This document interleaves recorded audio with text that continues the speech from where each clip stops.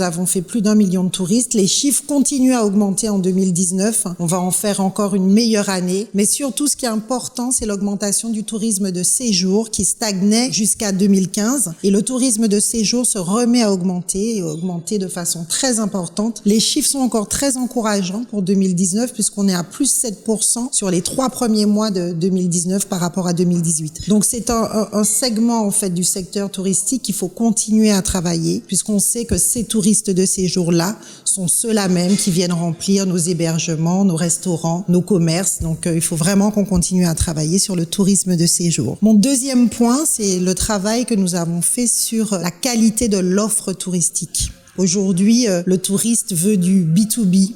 Il veut une expérience exceptionnelle, il veut une expérience personnelle, inédite.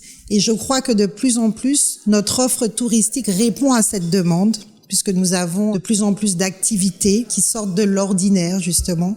Et c'est vraiment ça que les touristes attendent. On a beaucoup accompagné les porteurs de projets, qu'on continue d'écouter, qu'on continue de pousser, de booster, pour que l'offre réponde à cette demande qui est encore une fois une demande de tourisme expérientiel, c'est-à-dire qu'on veut vivre quelque chose de magique. Le troisième point, c'est l'avenir. La Martinique doit se différencier des autres îles de la Caraïbe. On pense vraiment que c'est grâce à ce produit de valeur ajoutée que nous avons, le rhum, qu'il faut différencier notre destination par rapport aux autres îles. Donc, l'accent dans les 2 prochaines années sera mis sur le spiritourisme. Nous devons faire rentrer plus de professionnels au conseil d'administration du comité martiniquais du tourisme, car c'est une instance décisionnelle importante pour la stratégie touristique de l'île. Et sans ces professionnels, par exemple le port, l'aéroport, qui ne sont pas actuellement au conseil d'administration du CMT, on ne peut avoir des décisions éclairées qu'avec des personnes qui sont